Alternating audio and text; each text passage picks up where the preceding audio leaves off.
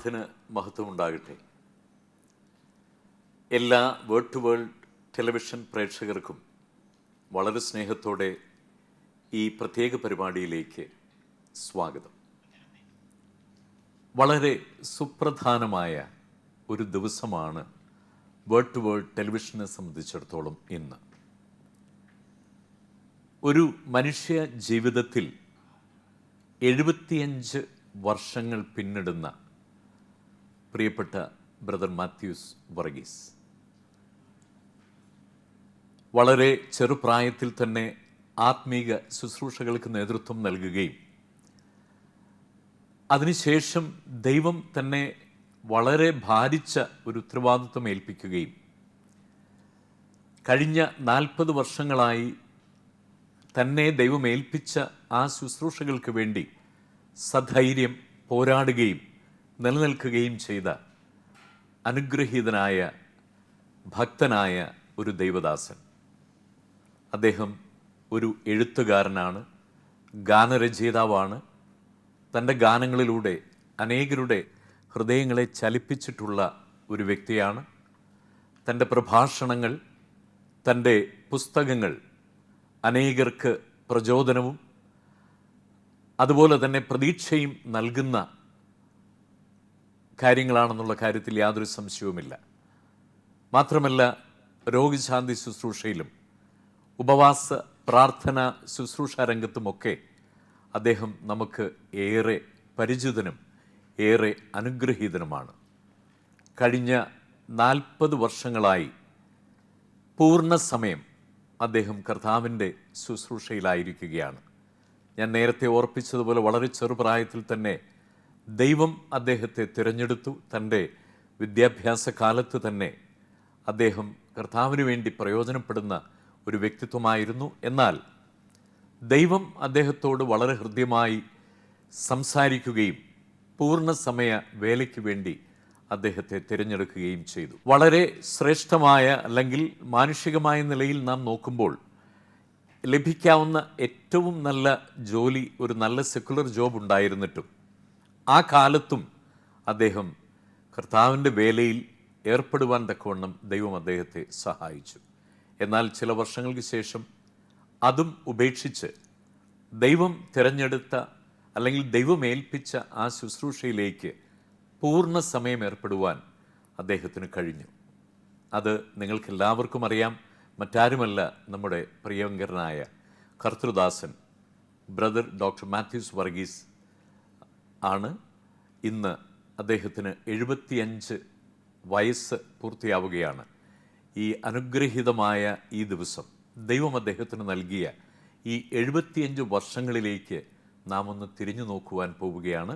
അദ്ദേഹത്തെ വളരെ സ്നേഹത്തോടെ നമുക്ക് ഇന്നത്തെ പരിപാടിയിലേക്ക് സ്വാഗതം ചെയ്യാം. നമസ്കാരം. നമസ്കാരം. Praise the Lord. Praise the Lord. 75 വയസ്സ് പൂർത്തിയാകുന്ന ഈ ദിവസം എന്താണ് മനസ്സിലേക്ക് ആദ്യമായി ഓടിയെത്തുന്നത്? 25 വർഷക്കാലം ഈ ഭൂമിയിൽ തുടരുവാൻ ദൈവം തന്ന വലിയ അനുഗ്രഹത്തിനായിട്ട് ദൈവത്തെ സ്തോത്രം ചെയ്യുക. സ്തോത്രം. അനേകര് ഈ ഒരു പ്രായത്തിൽ എത്തുവാൻ തക്കവണ്ണം കഴിയാതെ ഈ ലോകം വിട്ട് കടന്നു പോകുന്ന അവസ്ഥയിൽ ദൈവം ഒരു വലിയ അനുഗ്രഹം എന്ന് പറയുമ്പോൾ ആ 75-ാമത്തെ വയസ്സിലും ദൈവത്തെ സ്തുതിക്കുവാനും സ്തോത്രം ചെയ്യുവാനും ദൈവത്തിൻ്റെ ശുശ്രൂഷയിലായിരിക്കാനും തന്ന ആ വലിയ കൃപയ്ക്കായിട്ട് ഞാൻ ദൈവത്തെ സ്തുതിക്കുന്നു. കാരണം അനേകർ ദൈവത്തിൻ്റെ വിളി കേട്ട് ഇറങ്ങി തിരിച്ച് പല സന്ദർഭങ്ങളിലും സമയങ്ങളിലും ഒക്കെയും ഈ ശുശ്രൂഷകളിൽ നിന്ന് വീണു പോകുന്ന അവസ്ഥയും ഞാൻ കാണുന്നുണ്ട്. അവിടെയൊക്കെയും ബലഹീനതകളേറെ ഉണ്ടെങ്കിലും ദൈവത്തിൻ്റെ വലിയ പരിലാളനയിൽ കൃപയിൽ ഇത്രത്തോളം ദൈവം എന്നെ സൂക്ഷിച്ച ആ നന്മകൾക്കും ദൈവത്തിൻ്റെ കൃപകൾക്കുമായിട്ട് എപ്പോഴും ഉള്ള നന്ദിയാണ് എനിക്ക് ഈ സന്ദർഭത്തിൽ ഓർക്കുവാനുള്ളത്. നാം 75 വയസ്സിലെത്തി നിൽക്കുമ്പോൾ ഞാനിങ്ങനെ ഓർക്കുകയായിരുന്നു. വളരെ യുവാവായിരുന്ന അല്ലെങ്കിൽ വളരെ ചെറിയ പ്രായത്തിൽ ഒരു യുവാവായിരുന്നപ്പോൾ കോളേജ് വിദ്യാഭ്യാസ സമയത്തായിരിക്കണം ഒരു പക്ഷേ ആത്മീയ ശുശ്രൂഷകളിലേക്കൊക്കെ കടക്കുവാൻ കഴിഞ്ഞത്. അതേക്കുറിച്ച് എന്താണ് ഓർക്കുവാനുള്ളത്? ഞാൻ മദ്രാസിൽ എൻ്റെ PUC കോഴ്സ് കഴിയുമ്പോഴാണ് ആദ്യമായിട്ട് ഇങ്ങനെ ഒരു ആത്മീയ ശുശ്രൂഷയിലേക്ക് കടന്നു ചെല്ലുവാൻ തക്കൊണ്ട് അവസരം എനിക്ക് ലഭിക്കുന്നത്. അത് കഴിഞ്ഞ ശേഷം കസ്വാ മെഡിക്കൽ കോളേജിൽ പഠനം തുടരുമ്പോഴും ഒക്കെയും അങ്ങനെ ഒരു ആത്മീകമായ വെളിച്ചത്തിലൂടെയാണ് മുൻപോട്ട് പോകാൻ ഇടയായിട്ടുള്ളത്. എന്നാൽ ബാല്യം മുതൽ എൻ്റെ പിതാവും മാതാവും അവർ വളരെയധികം ശുഷ്കാന്തിയോടാണ് ആത്മീയ മണ്ഡലങ്ങളിൽ എന്നെ വളർത്തിയത്. എന്നെ 11ാമത്തെ വയസ്സിൽ എൻ്റെ പിതാവ് എന്നെ വിശുദ്ധ മദ്ബായിൽ ശുശ്രൂഷകനായിട്ട് മലേഷ്യയിൽ വെച്ച് എന്നെ ആ ശുശ്രൂഷയിൽ എന്നെ ആക്കി വെച്ചു. കാരണം അന്ന് ചെറുപ്പത്തിൽ അവിടെ മലേഷ്യയിൽ ഒന്നാമത് മലയാളം അറിഞ്ഞുകൂടെ, അങ്ങനെ പല സന്ദർഭം ഉണ്ടെങ്കിലും അതെല്ലാം പിതാവ് അഭ്യസിപ്പിച്ച ശേഷം 11ാമത്തെ വയസ്സിൽ ആ വിശുദ്ധ മദ്ബായിൽ ഒരു ശുശ്രൂഷകനായിട്ട് എന്നെ അവിടെ പരിശീലിപ്പിച്ച് അതിലാക്കി വെച്ചു. അപ്പോൾ അന്ന് മുതൽ ഇപ്രകാരം ഒരു ആത്മീയമായ ഒരു വലിയ കാഴ്ചപ്പാടുണ്ട്. തന്നെയല്ല, എൻ്റെ മാതാപിതാക്കന്മാർ വളരെയേറെ മാതൃകയുള്ളവരായിരുന്നു. അന്നത്തെ കാലത്ത് ഈ മലേഷ്യ എന്ന് പറയുന്ന രാജ്യം എന്ന് പറയുന്നത് ഇന്നത്തെ ഗൾഫ് പോലെയാണ്. പേർഷ്യൻ ഗൾഫ് എന്നൊന്നുമില്ല. അമേരിക്ക പോകുന്നവരുണ്ട്, അത് പിന്നെ പോകുന്നത് മലേഷ്യയാണ്, മലേഷ്യ സിംഗപ്പൂർ. അപ്പോൾ അവിടെയൊക്കെയും എൻ്റെ പിതാവ് ഒരു വലിയ മാർഗദീപമായിരുന്നു. കാരണം അദ്ദേഹമാണ് മലേഷ്യ കോലാലംപൂരിലെ പള്ളി വെക്കുവാൻ മുഖാന്തരം അവിടെ പള്ളി വെച്ചത്. മലേഷ്യയിൽ ഇന്നും ആ പള്ളി അവിടെ ഉണ്ട്. അപ്പോൾ എൻ്റെ മാതാവാണെങ്കിലും വളരെയധികം പ്രാർത്ഥനാനിരതയായ ഒരു മഹിളാരത്നമായിരുന്നു. അവരുടെ പ്രാർത്ഥനയാണ് തീർച്ചയായിട്ടും ഈ നിലയിൽ ബ്രദറിനെ ഒന്ന് മോൾഡ് ചെയ്തത് എന്നുള്ള കാര്യത്തിൽ യാതൊരു സംശയം തന്നെ. അതൊരു വലിയ മാതൃകയായിരുന്നു. ഇപ്പോൾ പിതാവ് ഇപ്പം മദ്യപാനത്തിനും അല്ലെങ്കിൽ സോഷ്യലൈസിങ്ങിനൊക്കെ പോയി കഴിഞ്ഞ ശേഷം എന്നോട് ആത്മീയം പറഞ്ഞാൽ ആത്മീയം ഞാൻ മനസ്സിലാക്കിയില്ല. പക്ഷെ അദ്ദേഹത്തിൻ്റെ ജീവിതം ഒരു മാതൃകയായിരുന്നു. പള്ളിയുടെ പണിക്കായാലും ശരി, എപ്പോഴും അങ്ങനെ സഭാസംബന്ധമായ കാര്യങ്ങളിൽ, ഓഫ് കോഴ്സ് ഇന്നത്തെ നാം ചിന്തിക്കുന്ന രീതിയിലുള്ള ഒരു ന്യൂ ജനറേഷൻ തോട്ട്സ് അല്ല, committed Christian, church oriented Christian, ആ രീതിയിലൊക്കെ അദ്ദേഹം വളരെയധികം അവിടെ ഒരു പള്ളി വെച്ചു. അത് കഴിഞ്ഞ് ഞങ്ങളുടെ തിരിച്ച് മലേഷ്യയിൽ തിരിച്ചു വന്ന് ഞങ്ങളുടെ നാട്ടിൽ വന്നപ്പോൾ അവിടെ ഒരു പള്ളിപണിക്ക് നേതൃത്വം നൽകി. അങ്ങനെ 2 ദേവാലയങ്ങൾ അദ്ദേഹത്തിൻ്റെ നേതൃത്വത്തിൽ പണിയുവാൻ തക്കൊണ്ട് ഇടയാക്കി. അതോടൊപ്പം ഏത് ദേവദാസന്മാർ വന്നാലും എൻ്റെ മാതാവ് വളരെയധികം ശുഷ്കാന്തിയോടെ അവരെ ശുശ്രൂഷിക്കുകയും അവരെ ആ രീതിയിലൊക്കെയും സ്വീകരിക്കുകയും സൽക്കരിക്കുകയും ചെയ്ത ഒരു വലിയ പാരമ്പര്യമാണ് ഞങ്ങൾ മക്കൾക്ക് എല്ലാവർക്കും ഉണ്ടായിട്ടുണ്ട്. അതൊക്കെ ഞങ്ങളുടെ അനുഗ്രഹത്തിന് മുഖാന്തരമായി തീർന്നു എന്ന് ഞാൻ വിശ്വസിക്കുന്നു. കാരണം ഓരോരുത്തരും ഓരോ തരങ്ങളിൽ ദൈവത്തെ വേണ്ടി പ്രവർത്തിച്ചുകൊണ്ടിരിക്കുന്നു. യെസ്. ഈ കോളേജ് വിദ്യാഭ്യാസത്തിന് ശേഷം ബ്രദറിൻ്റെ യാത്ര എങ്ങോട്ടായിരുന്നു? ആദ്യം ഗൾഫിലേക്കായിരുന്നു? അല്ല, കോളേജ് വിദ്യാഭ്യാസത്തിന് ശേഷം എൻ്റെ ആദ്യത്തെ യാത്ര എത്യോപ്യയിലേക്കായിരുന്നു. എത്യോപ്യ ആഡിസ് അബാബയിലായിരുന്നു ഞാൻ ആദ്യമായി പോയത്. അവിടെയാണ് എൻ്റെ ഔദ്യോഗിക ജീവിതം ആരംഭിക്കുന്നത്. ഞാൻ ഇടയ്ക്കൊന്ന് ഇത് ചെയ്തോട്ടെ, ഔദ്യോഗിക ജീവിതം എന്ന് പറയുമ്പോൾ ഏത് രംഗത്താണ് പ്രവർത്തിച്ചുകൊണ്ടിരുന്നത്? ഞാൻ ഒരു ഫാർമസിസ്റ്റാണ്, ഫാർമസി ഗ്രാജുവേറ്റാണ്. ഓക്കെ. അപ്പോൾ ഫാർമസി ഗ്രാജുവേറ്റ് എന്നുള്ളതിൽ എനിക്ക് ഇന്ത്യയിൽ പല ജോലികൾ ലഭിച്ചു. പക്ഷേ എനിക്ക് ആ ജോലികളിലൂടെ താല്പര്യം കുറവായിരുന്നു. കാരണം ഒന്നാമത് കടുത്ത സാമ്പത്തിക ഭാരമാണ് എൻ്റെ ഭവനത്തിൽ അന്നുണ്ടായത്. എൻ്റെ ഫാദറിൻ്റെ ബിസിനസ് എല്ലാം തകർന്നു. ഞാൻ ഭവനത്തിലെ ഏറ്റവും മൂത്ത മകനായിരുന്നു. അപ്പോൾ ആ ഒരു തരത്തിൽ ഇന്ത്യയിലൊന്നും വലിയ സാലറിയാണ് ഈ ഫാർമസി ഗ്രാജുവേഷൻ ലഭിച്ചുകൊണ്ടിരുന്നത്. സീനിയർ മെഡിക്കൽ റെപ്രസെൻറ്റേറ്റീവ്സ് അങ്ങനെയൊക്കെ ഒരു ഇന്ത്യയിലൊരു മാറ്റം ഉണ്ടാകുന്ന സമയമായിരുന്നു. പക്ഷേ അതുകൊണ്ടൊന്നും എൻ്റെ ആ ഭവനത്തെ കരകയറ്റാൻ സാധ്യമല്ല. തന്നെയല്ല, ഞാൻ ഈ മലേഷ്യയിൽ ജനിച്ച് വളർന്നുകൊണ്ട് ഇവിടുത്തെ ഈ രീതികളുമായിട്ട് താരതമ്യപ്പെടുത്താൻ എനിക്ക് വളരെയേറെ ബുദ്ധിമുട്ടുണ്ട്. അതുകൊണ്ട് വിദേശത്തേക്ക് പോകണമെന്നുള്ളത് വളരെ നിർബന്ധമായിരുന്നു. അതുകൊണ്ട് 1 വർഷം ഞാൻ അതിനുവേണ്ടി 15 മാസം അതിനുവേണ്ടി ഞാൻ കാത്തിരുന്നു. പല രാജ്യങ്ങളിൽ പോയി അന്വേഷിക്കാനും പല രാജ്യങ്ങളെ പല രാജ്യങ്ങളിൽ പോകാനുള്ള എല്ലാ കാര്യങ്ങളും അന്വേഷിച്ചു. പക്ഷേ അന്നത്തെ കാലത്ത് വിസ ഇല്ലാതെ ഒരിടത്തും പോകാൻ സാധ്യമല്ല. അവസാനം വിസ ഇല്ലാതെ പോകാൻ കഴിയുന്ന 2 രാജ്യങ്ങളേ ഉണ്ട്. ഒന്ന് എത്യോപ്യ, 2 സേഷൽസ്. അവർക്ക് വിസ ആവശ്യമില്ല. അത് കണ്ടുപിടിച്ച ശേഷം ഞാൻ എത്യോപ്യക്ക് പോകാൻ തീരുമാനിച്ചു. റിട്ടേൺ ടിക്കറ്റുമായിട്ട് പോകണം. അപ്പോൾ എൻ്റെ ഒരു പ്രൊഫസർ ആഡിസ് അബാബയിലുണ്ടായിരുന്നു. അദ്ദേഹത്തിനോട് ഞാൻ എഴുതി, എനിക്ക് അവിടെ വന്നാൽ താമസിക്കാനൊരു സൗകര്യം ഒരുക്കി തരണം. അവർക്ക് ഈ വിസയുടെ പ്രശ്നമൊന്നുമില്ല. അങ്ങനെ എനിക്ക് അന്ന് $7 ഇവിടുന്ന് ബോംബെയിൽ നിന്ന് ലഭിക്കുന്നത്, നമുക്ക് എക്സ്ചേഞ്ച് റേറ്റ്. അപ്പോൾ ആ $7 ഞാൻ ബോംബെയിൽ നിന്ന് ആഡിസ് അബാബയിലെത്തി. അവിടെ ചെന്ന് അവിടുത്തെ 3 മാസത്തെ വിസ ലഭിക്കും. ആ വിസയുമായിട്ട് ഞാൻ പുറത്തിറങ്ങി. പ്രൊഫസറിൻ്റെ ഉണ്ടായിരുന്നു. അങ്ങനെ ഞാനവിടെ താമസിച്ചു. അവിടെ ചെന്ന് ജോലി അന്വേഷിക്കാൻ തുടങ്ങി. അപ്പോൾ അങ്ങനെ ജോലി അന്വേഷിച്ചപ്പോൾ അപ്പോൾ ദൈവത്തിൻ്റെ ആത്മാവിൻ്റെ ഒരു വലിയ നടത്തിപ്പ് അവിടെ ഉണ്ടായിരുന്നു. പോകുമ്പോൾ ആ വിശ്വാസത്തിലാണ് നമ്മൾ പോകുന്നത്. അപ്പോൾ അവിടെ ചെന്ന് കഴിയുമ്പോൾ ഉടനടി അവിടെ ജോലി ചെയ്തു. എനിക്ക് ജോലി തരാമെന്ന് നേരത്തെ ഒരു സൂചന ഉണ്ടായിരുന്ന വ്യക്തി ഞാൻ ചെല്ലുന്നതിന് മുമ്പ് ഹാർട്ട് അറ്റാക്കായിട്ട് മരിച്ചുപോയി. അപ്പോൾ മിത്തയ്ക്ക് മാനുവൽ ഫാർമസി എന്ന് പറഞ്ഞൊരു ഫാർമസിയുടെ ചീഫായിട്ടവിടെ ജോലി വാഗ്ദാനം ചെയ്തതാണ്. അപ്പോൾ അദ്ദേഹം മരിച്ചുപോയി. 2 ദിവസം മുമ്പ് എന്നോട് പ്രൊഫസർ പറഞ്ഞു ഇങ്ങനെ ചാൻസ് ഉണ്ടായിരുന്നു, പക്ഷേ മരിച്ചുപോയി. Don't bother about it. അത് കഴിഞ്ഞ് ഒരു 2-3 ദിവസമായിട്ട് ഞങ്ങളിങ്ങനെ പല അഡിസബാബയിലെ പല ഫാർമസീസിലും പലയിടത്തും ജോലിക്ക് വേണ്ടി ഇങ്ങനെ പ്രൊഫസർ എന്നെ ഹെൽപ്പ് ചെയ്തു അന്വേഷിക്കാനായിട്ട്.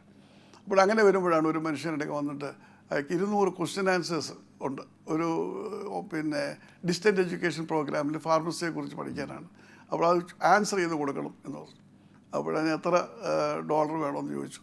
അപ്പോൾ ഞാൻ പറഞ്ഞു $200 വേണമെന്ന് പറഞ്ഞു. ഒരു ക്വസ്റ്റ്യൻ $1 വെച്ച്. അപ്പോൾ okay just finish it and give to me $200 വെച്ച് ഞങ്ങൾ എഗ്രി ചെയ്തു. അങ്ങനെ ആ $200 കൊണ്ട് എനിക്ക് 3 മാസം ചിലവ് കഴിയാനുള്ള വകകൾ ഉണ്ട്. അങ്ങനെ ഞാൻ അതെടുത്തു. ഒരാഴ്ചയ്ക്ക് ഞാനത് സോൾവ് ചെയ്തൊക്കെ കൊടുത്തു. അങ്ങനെ വന്നു കഴിഞ്ഞ് 3 മാസമായിട്ട് എനിക്ക് അവിടെ ഒരു വലിയ പ്രശ്നം എത്യോപ്യയിൽ അന്നുണ്ട്. ഹെയ്ലി സെലാസി രാജാവിനെ അവിടുന്ന് നിഷ്കാസിതനായിട്ട് ഡെർഗ് എന്ന് പറയുന്ന മിലിറ്ററി ജണ്ട അവിടെ ഭരണം ഏറ്റെടുത്തു. അപ്പോൾ എത്യോപ്യക്കാർക്ക് ജോലി കൊടുത്തേ മതിയാകും. എത്യോപ്യയിൽ ഒരു തസ്തികയ്ക്ക് ആൾ എത്യോപ്യൻസ് ആയിട്ടില്ലെങ്കിൽ മാത്രമേ വിദേശത്ത് നിന്ന് ഒരാളെ കൊണ്ടുവരാൻ സാധ്യമാകുകയുള്ളൂ. അങ്ങനെ ഒരു നിയമം അവർ കൊണ്ടുവന്നു. അപ്പോൾ ഫാർമസിസ്റ്റ് എന്ന പോസ്റ്റിന് എത്യോപ്യയിൽ ക്വാളിഫൈഡ് ആയിട്ടുള്ളവരില്ല എന്ന് പത്രത്തിൽ പരസ്യം ചെയ്ത് 3 ആഴ്ച വെയിറ്റ് ചെയ്ത ശേഷം മാത്രമേ ആളിൻ്റെ ആപ്ലിക്കേഷൻ വന്നിട്ടില്ലെങ്കിൽ മാത്രമേ വിദേശത്ത് പരിഗണിക്കൂ. ആ ഒരു പരിഗണനയിൽ വരുമ്പോൾ അവിടെ ഫാർമസിസ്റ്റ് ഇല്ല, അവർക്ക് ആവശ്യമാണ്. പക്ഷേ റൂൾ ഈസ് റൂൾ. അങ്ങനെയാണ് എനിക്ക് അവിടെ പിന്നെ 3 ആഴ്ച കഴിഞ്ഞപ്പോൾ അവർക്ക് വീണ്ടും എൻ്റെ അടുത്ത് വേറെ വല്ലവരും ഒക്കെ എല്ലാവർക്കും അവിടെ അപ്പോൾ ചിലപ്പോൾ ഫാർമസിസ്റ്റ് എല്ലാവർക്കും ഈ ഫാർമസിന് ആവശ്യമുണ്ട്. അപ്പോൾ അങ്ങനെയുള്ളൊരു പ്രശ്നത്തിൽ അവിടെ 2 മാസം കഴിഞ്ഞ് അവിടെ നിന്ന് വെളിയിൽ പോകണം, പിന്നെയും പോകണം. പിന്നെ territory of affairs and Izas എന്ന് പറഞ്ഞാൽ ജിബൂട്ടിയിൽ നിന്ന് വിളിക്കപ്പെടുന്ന അവിടേക്ക് പോകാൻ. അപ്പോൾ പിന്നെ ഈ $200 തീർന്നു. പിന്നെ എത്യോപ്യൻ്റെ അടുക്ക വന്ന് പറഞ്ഞു ഇനി 200 ക്വസ്റ്റ്യൻ കൂടെ ഉണ്ട്, അവന് പിന്നെ $200 ഉണ്ട്. അങ്ങനെ $400 ജോലി ഇല്ലാത്ത സമയത്ത് പോലും എനിക്ക് ദൈവം അവിടെ ഒരുക്കി തന്നു. പിന്നീട് ഞാൻ അവിടെ ഇമ്മാനുവൽ ഫാർമസി എന്ന് പറയുന്ന ഫാർമസിയുടെ ചുമതല. അവിടെ ഫാർമസി എന്ന് പറയുന്നത് നമ്മൾ ഈ കാണുന്ന ഫാർമസി മാത്രമല്ല, അവിടെ വരുന്ന ഒരു ഡ്രസ്സറുണ്ട്, അവിടെ നേഴ്സുണ്ട്. അപ്പോൾ അവിടെ ഒരു മിനി ഡോക്ടറിൻ്റെ ജോലി അവിടെ ചെയ്യുന്നത് ക്ലിനിക്ക് പോലെ, കാരണം ഡോക്ടേഴ്സ് ഇല്ല. അപ്പോൾ അങ്ങനെ ഇരിക്കുന്ന സാഹചര്യത്തിൽ അതിനുള്ള ഒരു വലിയ അനുവാദം ഫാർമസിസ്റ്റിനുണ്ട്. നോട്ട് വിത്ത് ഹാർട്ട് പ്രോബ്ലം അങ്ങനത്തെ പ്രോബ്ലം അല്ല, ബേസിക്കായിട്ട് വരുന്ന കാര്യങ്ങൾക്ക് നമുക്ക് തന്നെ ഫാർമസിയിൽ നിന്ന് കൊടുത്താൽ മതി, ഇത് എഴുതി കൊടുത്താൽ പ്രിസ്ക്രിപ്ഷൻ എഴുതി കൊടുത്താൽ മതി. അപ്പോൾ ഇഞ്ചക്ഷൻ കൊടുക്കേണ്ടത് ഇഞ്ചക്ഷൻ കൊടുക്കും, ബാക്കിയെല്ലാം ഡ്രസ്സറും ഉണ്ട്, നേഴ്സുണ്ട്, അങ്ങനെയാണ് ചെയ്യുന്നത്. അപ്പോൾ അങ്ങനെ അതിൻ്റെ ഒരു ചുമതല വഹിക്കാൻ തക്കോണം ദൈവം അവസരം തന്നു. അപ്പോൾ അങ്ങനെ ഇവർ ഒരു 7th ഡേ ബാപ്റ്റിസ്റ്റുകാരിയായിരുന്നു ഈ ഓണർ. അപ്പോൾ അതുകൊണ്ട് എനിക്ക് ശനിയാഴ്ച അവർക്ക് ശാപത്താണ്, ഞാൻ എനിക്ക് ഞായറാഴ്ച ശാപത്താണ്. അപ്പോൾ ഞങ്ങൾക്ക് 2 പേരുടെയും 2 ദിവസം ഞാൻ പോകത്തില്ല ജോലിക്ക്, 5 ദിവസമേ പോകും. പിന്നെ അവിടുത്തെ നമ്മുടെ ഓർത്തഡോക്സിൻ്റെ ശുശ്രൂഷ ഉണ്ടായിരുന്നു, ഓർത്തഡോക്സ് ചർച്ചിൻ്റെ. അവിടെ അച്ഛനുണ്ടായിരുന്നു ആദ്യമേ. അച്ഛനൊക്കെ പോയി കഴിഞ്ഞ ശേഷം ഞാൻ ഈ ഞായറാഴ്ച ഞങ്ങളുടെ ശുശ്രൂഷ ലീഡ് ചെയ്യുവാനൊക്കെ ആയിട്ടുള്ള മുഖാന്തരം ദൈവം ഒരുക്കി. അങ്ങനെയായിരുന്നു എത്യോപ്യയിലെ ജീവിതം. അവിടെ വലിയൊരു പ്രശ്നമുണ്ടായിരുന്നു. അവിടെ കിട്ടുന്ന സാലറിയുടെ 35% മാത്രമേ നാട്ടിലേക്ക് അയക്കാൻ സാധ്യമാകുള്ളൂ. അപ്പോൾ സാലറി കണ്ടമാനം കിട്ടുന്നുണ്ട്, പക്ഷേ ഇത് നാട്ടിലേക്ക് അയക്കാൻ സാധ്യമല്ല. അപ്പോൾ അങ്ങനെ ഒരു പ്രശ്നമാണ്. ഞാനിവിടുന്ന് പോയതിൻ്റെ ആ ഒരു പ്രചോദനം അവിടെ ഉണ്ടായില്ല. അപ്പോൾ അത് കഴിഞ്ഞ ശേഷം അവിടുന്ന് പുതിയ ജോലി തിരക്കിയിട്ട് ഞാൻ നൈജീരിയയിൽ പോയി. ഒരു ഇൻ്റർവ്യൂവിന് എന്നെ നൈജീരിയയിൽ വിളിച്ചു. നൈജീരിയയിൽ പോയി. അവിടെ ചെന്ന് കഴിഞ്ഞപ്പോൾ അവിടെ ചില പ്രശ്നം ഇന്ത്യ ഗവൺമെൻറ്റുമായിട്ട് നൈജീരിയൻ ഗവൺമെൻറ് ഉണ്ടായിരുന്നു, ഈ ഫാർമസിസ്റ്റിൻ്റെ പ്രശ്നം. അപ്പോൾ അതുകൊണ്ട് പിന്നെ ആ ജോലി ഏറ്റെടുക്കാൻ കഴിഞ്ഞാൽ വീണ്ടും ഞാൻ എത്യോപ്യയിൽ വന്നു. അത് കഴിഞ്ഞ ശേഷമാണ് ദുബൈയിൽ വരുന്നത്. ദുബൈയിലാണ് ശരിക്കും ഒരു നല്ല സെക്കുലർ ജോബ് എന്ന് പറഞ്ഞാൽ ഒരു സ്ഥിരമായിട്ട് അല്ലെങ്കിൽ ഒരു കൺഫേംഡ് ആയിട്ടൊരു ദുബായിൽ ഇറങ്ങിയതും ഞാൻ ഓസ്ട്രേലിയക്ക് എനിക്കൊരു സ്കോളർഷിപ്പ് കിട്ടി. ഞാൻ ഓസ്ട്രേലിയക്ക് പോകുന്ന വഴിക്ക് ദുബായിൽ ട്രാൻസിറ്റ് ഇറങ്ങിയതാണ്. ട്രാൻസിറ്റ് ഇറങ്ങി. അപ്പോൾ അവിടെ നമുക്ക് 7 ദിവസം നിൽക്കാം. അപ്പോൾ അന്ന് ഇതുപോലെയുള്ള വിസ പ്രോബ്ലം ഒന്നുമില്ല. അങ്ങനെ വന്ന് അബുദാബിയിലാണ് ഇറങ്ങിയത്. ദുബായിൽ വന്ന് ജോലി ഉണ്ടോയെന്ന് ഫാർമസികൾ എൻ്റെ ക്ലാസ്മേറ്റ്സ് ഒക്കെ ഉണ്ട്, അവരൊക്കെ കണ്ടുപിടിക്കാനായിട്ട് ഫാർമസി ചെന്നല്ല കണ്ടുപിടിക്കാൻ പറ്റും.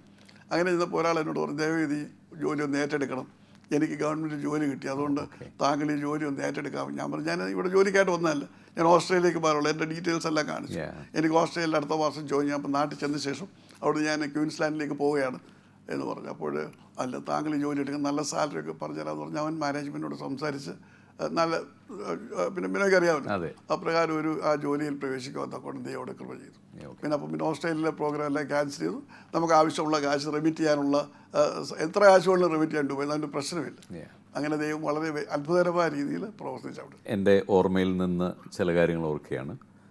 ദുബൈയിലെ ബ്രദറിൻ്റെ ജീവിതം ഒരു ശക്തമായ ഒരു ആത്മീയ അടിത്തറ അല്ലെങ്കിൽ ആത്മീയ പ്രവർത്തനങ്ങൾക്കാണ് എന്നെ ദൈവം ഏൽപ്പിച്ചിരിക്കുന്നത് എന്നുള്ളൊരു വ്യക്തമായ ബോധ്യമുണ്ടാകുന്നത് ദുബൈയിൽ വെച്ചാണോ? തീർച്ചയായിട്ടും ദൈവത്തിന് വേണ്ടി പ്രവർത്തിക്കണം എന്ന് പറയുമ്പോൾ ആ പ്രവർത്തനം എങ്ങനെയാണെന്ന് എനിക്ക് അറിഞ്ഞുകൂടാ. പ്രവർത്തിക്കണം, കാരണം ദൈവം എന്നെ വിളിച്ചാണ്, ആ വിളി എനിക്ക് ഓർമ്മയുണ്ട്. പക്ഷേ ഇത് എങ്ങനെ പ്രവർത്തിക്കണമെന്ന് അറിഞ്ഞുകൂടാ. അപ്പോൾ ആദ്യമേ നമ്മുടെ എപ്പോൾ പ്രവർത്തനം ആരംഭിക്കും സ്വന്തം സഭയിലാണല്ലോ. അപ്പോഴേ യൂത്ത് നമ്മുടെ അവിടുത്തെ ദുബായ് ഓർത്തഡോക്സ് ചെറുപ്പക്കാരെല്ലാം എന്ന് പറഞ്ഞു, പള്ളിയുടെ സെക്രട്ടറി ആണ്, നമുക്കിവിടെ കുറച്ചുകൂടെ പ്രവർത്തിക്കണം, ഇവിടെ ഈ പ്രായം ചെന്ന കുറച്ച് പേരുണ്ട്, പണ്ട് കാലത്ത് ഇവിടെ വന്നവർ. അപ്പോൾ അവർ ആണ് ഇതിൻ്റെ മോണോപ്പൊളിയാണ് പള്ളി. അപ്പോൾ അതിനെതിരെ നമുക്ക് ഒരു ഭരണമാറ്റം ഉണ്ടാക്കണമെന്നൊക്കെ പറഞ്ഞ് എൻ്റെ അനിയനും ഉണ്ട് അതിനകത്ത്. അപ്പോൾ അവരെല്ലാം കൂടെ വന്നപ്പോൾ ഞാൻ പറഞ്ഞു, ഞാൻ ഇതുവരെ ഇലക്ഷൻ ഒരുപാട് മത്സരിച്ചിട്ടുണ്ട്, പക്ഷേ ആത്മീയമായ ഒരു കാര്യത്തിന് ഞാൻ ഇലക്ഷന് നിൽക്കാൻ ഒരിക്കലും എൻ്റെ ജീവിതത്തിൽ ആഗ്രഹിക്കുന്നില്ല. അത് ദൈവദത്തമായിട്ട് തരേണ്ട കാര്യമാണ്. ഈ മത്സരമൊന്നുമില്ല, ഒന്ന് സമ്മതിച്ചാൽ മാത്രം മതി, വിജയിച്ചാണോ സമ്മതിച്ചാൽ മതി എന്ന് പറഞ്ഞു. ശരി, മത്സരമൊന്നുമില്ലെങ്കിൽ സമ്മതിക്കാം എന്ന് പറഞ്ഞിട്ട് അവർ പോയി കഴിഞ്ഞൊരു പിറ്റേ 2 ദിവസം കഴിഞ്ഞപ്പോൾ ഒരു കൂട്ടുകാരേക്ക് വന്ന് പറയാണ്, ഈ വർഷം താങ്കളെ സെക്രട്ടറി ആക്കാൻ പറ്റില്ല, വേണമെങ്കിൽ കമ്മിറ്റി മെമ്പർ ആക്കിയേക്കാം. ഞാൻ നിങ്ങളാരാ, എനിക്ക് നിങ്ങളെ പരിചയമില്ലല്ലോ. അപ്പോൾ ഞാൻ എത്തിയപ്പോൾ നിന്ന് വന്നിട്ട് അധികം നാളായിട്ടില്ല. അപ്പം ഞങ്ങൾ ഇവിടുത്തെ ഈ പള്ളി പണിയാനും ഒക്കെ ആയിട്ട് ആദ്യ കാലത്ത് തൊട്ട് വളരെയധികം പ്രയത്നിച്ചവരാണ്. ഞങ്ങൾ ഈ പള്ളിയുടെ എല്ലാം മുഖ്യമായ ധാരയിൽ പ്രവർത്തിക്കുന്നവരാണ്. പുതുതായിട്ട് വരുന്ന ഒരാളിനെ കൊണ്ട് ഞങ്ങൾക്ക് പെട്ടെന്ന് സെക്രട്ടറി ആക്കാൻ പറ്റിയില്ല. അപ്പോൾ ഒരു കൊല്ലം ഒരു കമ്മിറ്റി മെമ്പറൊക്കെ ആയിരുന്നിട്ട് പിന്നീട് ഞങ്ങൾ സെക്രട്ടറി ആക്കാം. ഞാൻ പറഞ്ഞു, ഞാൻ എന്താണെന്നുള്ളത് നിങ്ങളല്ല തീരുമാനിക്കേണ്ടത്, ഈ ഇടവകയിലെ പൊതുയോഗമാണ്. പിന്നെ ഞാൻ അതിലുപരിയായിട്ട് എൻ്റെ മര്യാദ വെച്ച് നിങ്ങളോടൊന്നും പറയുന്നില്ല. ഇങ്ങനൊരു കാര്യമുണ്ട്, പറയാൻ പോലും നിങ്ങൾ പാടില്ലായിരുന്നു. അതുകൊണ്ട് ദയവ് ചെയ്ത് ആ ഒരു കാര്യമുണ്ട്, സംസാരിക്കേണ്ട എന്ന് പറഞ്ഞു. വന്നതിൻ്റെ കാപ്പി കുടിച്ചിട്ട് പോകോളാൻ പറഞ്ഞു. അപ്പോൾ അവർ കയറി ഭയങ്കരമായിട്ട് എനിക്കെതിരായിട്ട് പ്രൊപ്പഗൻഡ നടത്തി. എത്യോപ്യ ദൂരത്തിലൂടെ വന്നിട്ടുണ്ട്, അവനവിടെ പള്ളി വെച്ചെന്ന് പറഞ്ഞ് അവിടെ വന്നേക്കെന്നൊക്കെ പറഞ്ഞ് ഭയങ്കര ഇലക്ഷൻ. അപ്പോൾ എനിക്ക് പുറകോട്ട് പിന്നെ പോകാനും പോയി. എനിക്ക് ഇലക്ഷൻ ഇഷ്ടമല്ല, പക്ഷേ പോകാൻ സാധ്യമല്ല. അങ്ങനെയാണ് അവിടെ ഭയങ്കര ഇലക്ഷൻ നടന്നു, വലിയ പ്രശ്നങ്ങളൊക്കെ ഉണ്ടായി. ഞാൻ സെക്രട്ടറി ആയി കഴിഞ്ഞ് 1 വർഷം കഴിഞ്ഞപ്പോൾ ഞാൻ കാരണം ഇത് ഞാൻ സെക്രട്ടറി ആകുന്ന നിമിത്തം അവിടെ ഒരു ഭിന്നതയാണെങ്കിൽ അവിടെ not at all for it. അപ്പോൾ എന്നെ വിടണം, എന്നെ ഡിസ്മിസ് ചെയ്യണം എന്നൊക്കെ പറഞ്ഞ് തിരുമേനിയും നാട്ടിൽ നിന്ന് ഡോക്ടർ പൗലോസ് മാർ ഗ്രിഗോറിയോസ് തിരുമേനി അവിടെ തെളിവെടുപ്പ് എന്ന് പല കാര്യങ്ങളൊക്കെ നടന്നു. പക്ഷെ അതുകൊണ്ടൊന്നും ചെയ്യാൻ സാധ്യമായില്ല. അതുകൊണ്ട് because it was legal, everything was legal. അപ്പോൾ ആ 1 വർഷം കഴിഞ്ഞ ശേഷം ഇപ്പം എനിക്ക് മനസ്സിലായി ഇത് ഈ ചർച്ചിൽ ഒരിക്കലും അപ്പോൾ ഇത് സാധ്യമല്ല. അപ്പോൾ അവിടെ അച്ഛൻ പറഞ്ഞു, ഞാൻ അച്ഛനോട് പറഞ്ഞു, അച്ഛാ എനിക്ക് ഈ ശുശ്രൂഷ പറ്റിയാൽ ദൈവം എന്നെ വിളിക്കുന്ന ഒരു കാര്യം ചെയ്യും, നമ്മുടെ പ്രാർത്ഥനാ യോഗത്തിൻ്റെ സെക്രട്ടറി ആക്കാം. പ്രാർത്ഥനാ യോഗത്തിൻ്റെ സെക്രട്ടറി ആകുമ്പോൾ പ്രവർത്തിക്കാമല്ലോ എന്ന് പറഞ്ഞു.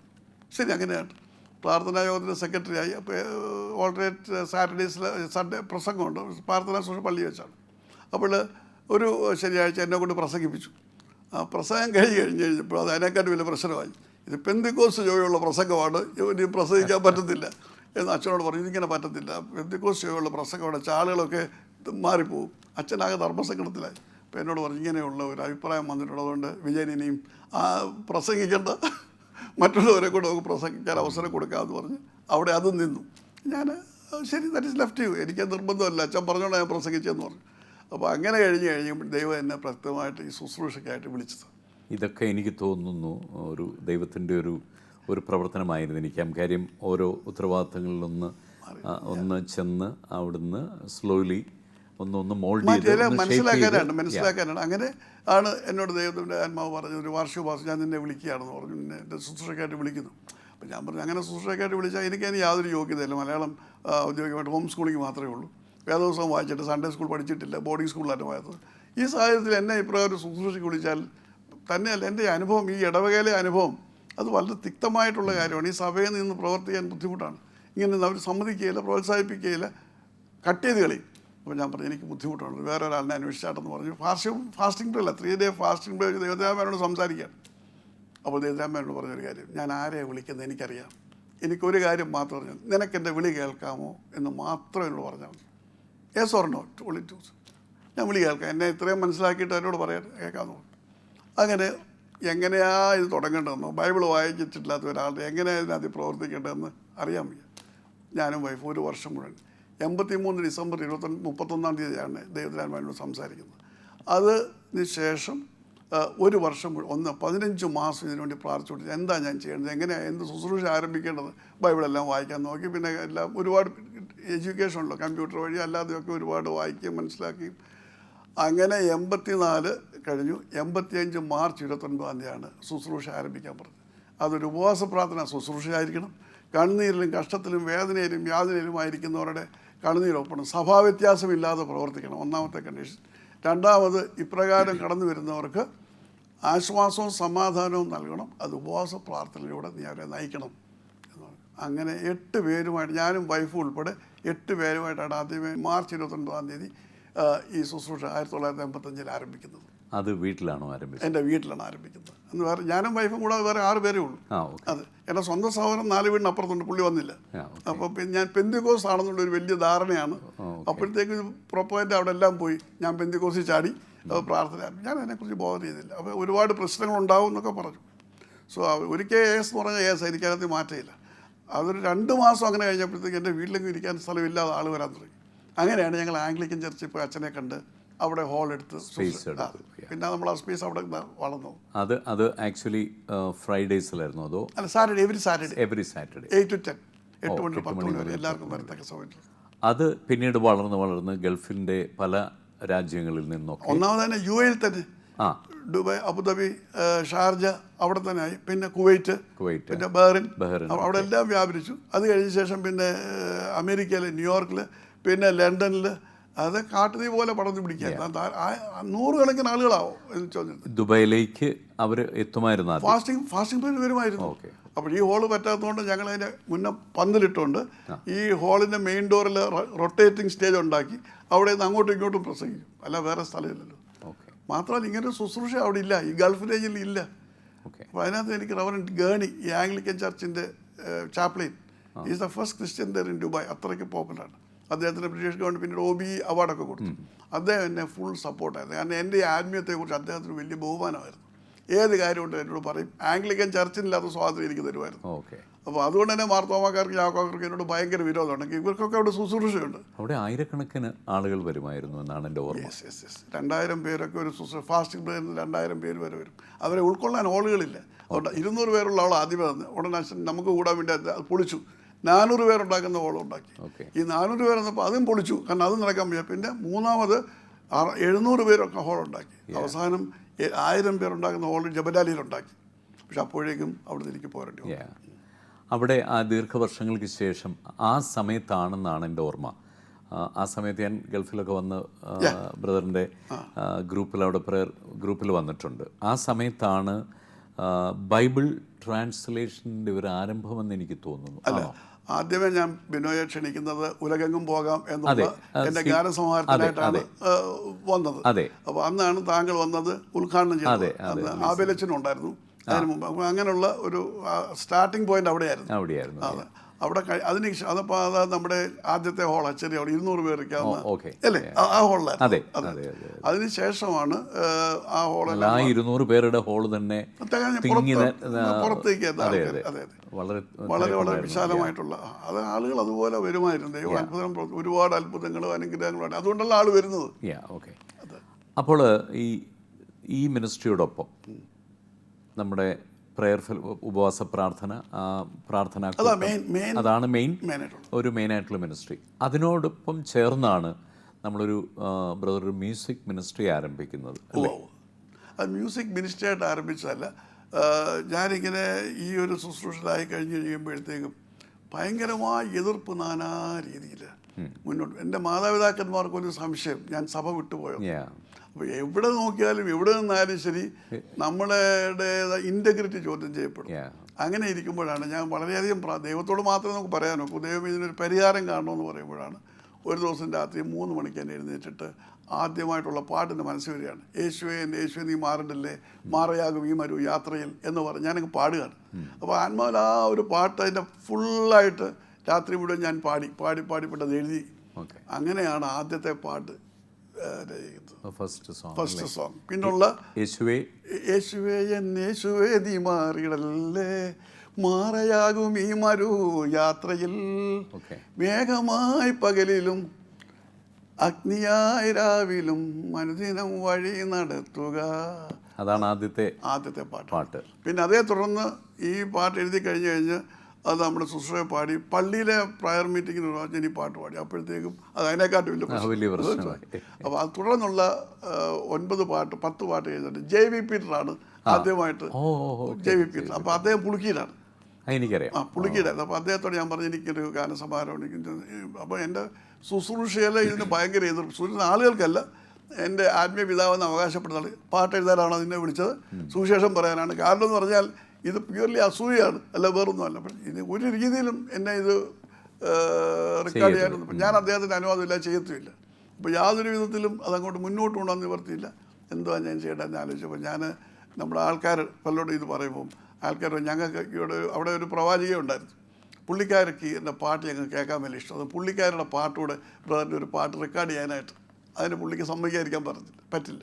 അങ്ങനെ പുള്ളിക്കാരുടെ എന്ന് പറഞ്ഞാൽ ശബ്ദം പാടുമെന്നല്ലാതെ ഒരു നമ്മുടെ ഒരു മ്യൂസിക്കൽ ക്വാളിറ്റിയിലുള്ള ഒരു കാര്യമല്ല. അങ്ങനെ പറഞ്ഞ് സമ്മതിപ്പിച്ചിട്ട് ആദ്യത്തെ ഒരു കാസറ്റാണെന്ന് ഏഷ്യൻ സൺ എന്ന് പറഞ്ഞ കാസറ്റ്. അപ്പോൾ ഇത് എവിടെയാണ് ഇത് പ്രിൻറ്റ് ചെയ്യുന്നത് നമുക്കിതൊന്നും അറിഞ്ഞുകൂടാ. അപ്പോൾ JV പീറ്ററോട് പറഞ്ഞ് എനിക്ക് ഇത്രയും പാട്ട് 10 പാട്ടുണ്ട് എടുക്കാം അച്ഛാ എടുക്കാമെന്ന് പറഞ്ഞിട്ട് പുളിക്കീടുള്ള പള്ളിയുടെ അടുത്ത് ശവക്കോട്ടയുടെ ഒരു അമേരിക്കക്കാരുടെ 2 നില കെട്ടിടമുണ്ട്. രാത്രിയിലാണ് ഞാൻ ശബ്ദം ഉണ്ടാകരുതല്ലോ, രാത്രി ഉണ്ടാകും തൻ്റെ സ്റ്റുഡിയോ ഒന്നുമില്ല. അപ്പം പുള്ളിക്കാരൻ ഇങ്ങനെയുള്ള കാര്യം കൊണ്ട് ചെറിയ സ്റ്റുഡിയോ ഒക്കെ വെച്ചുകൊണ്ട് നടത്തിക്കൊണ്ടിരിക്കുകയാണ്. അപ്പോൾ അവിടെ നിന്ന് പറഞ്ഞാൽ ഈ ഡ്രംസും മറ്റെല്ലാം ഇങ്ങനെ റൗണ്ടായിട്ടിരുന്ന് പാടുക.